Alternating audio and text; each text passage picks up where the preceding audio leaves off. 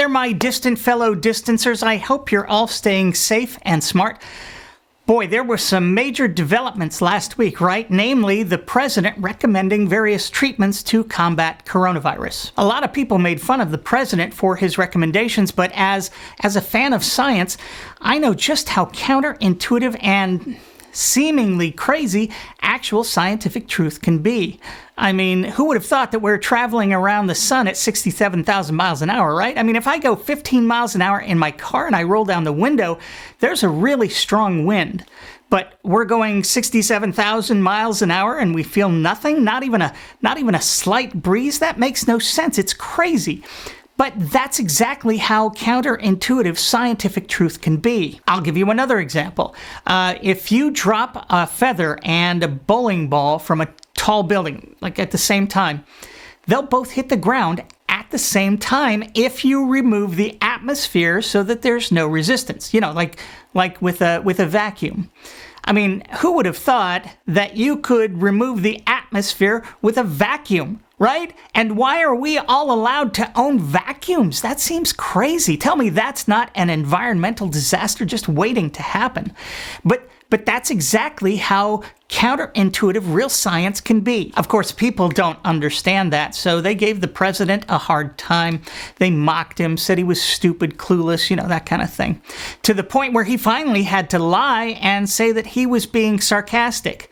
Well, that's not going to fly here, right? Obviously, I'm a professional sarcasticist, so no one knows sarcasm better than I do. And he was definitely not being sarcastic. I mean, anyone with a brain, half a brain even, could see that. The other thing people don't understand, though, is that our president has access to technology we can't even dream of yet, right? I mean, there's all kinds of crazy tech that he has access to via the military and the CIA. He has stuff that, you know, a lot of it was given to us by the aliens, and that shit is way out there, right? So I think what happened was he kind of let some of that out of the bag, you know, with the disinfectant and the light. That's probably alien stuff that they gave us, and the deep state was like, no. So he had to pull it back. Well, I'm not falling for that, right? I mean, as many of you know, I have a rare blood disorder for which I take a low-dose chemotherapy every day, and that compromises my already compromised immune system. So I'm high risk. I need every advantage I can get if I'm going to beat this thing.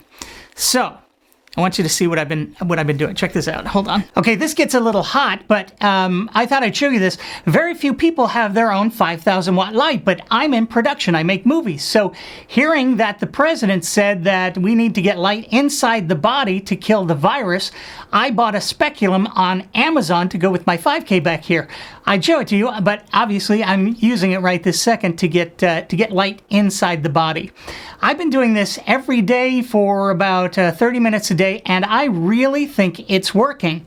Plus, my movements have become a lot more regular and agreeable.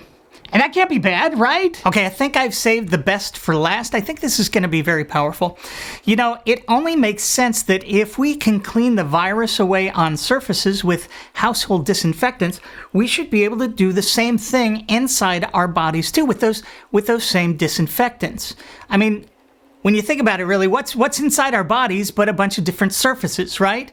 So I'm going to give this a go. It kills 99.9% of bacteria and viruses. This is probably some of the tech that the deep state doesn't want us to have.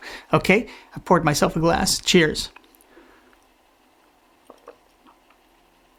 So that actually didn't taste as bad as I thought it would. I mean, it wasn't pleasant, but I didn't gag or anything like that. All right, so there you have it. No harm, no foul. I will keep you up to date on all of these therapies and let you know what works and what clearly doesn't. Okay, I'll see you next week. Oh, God.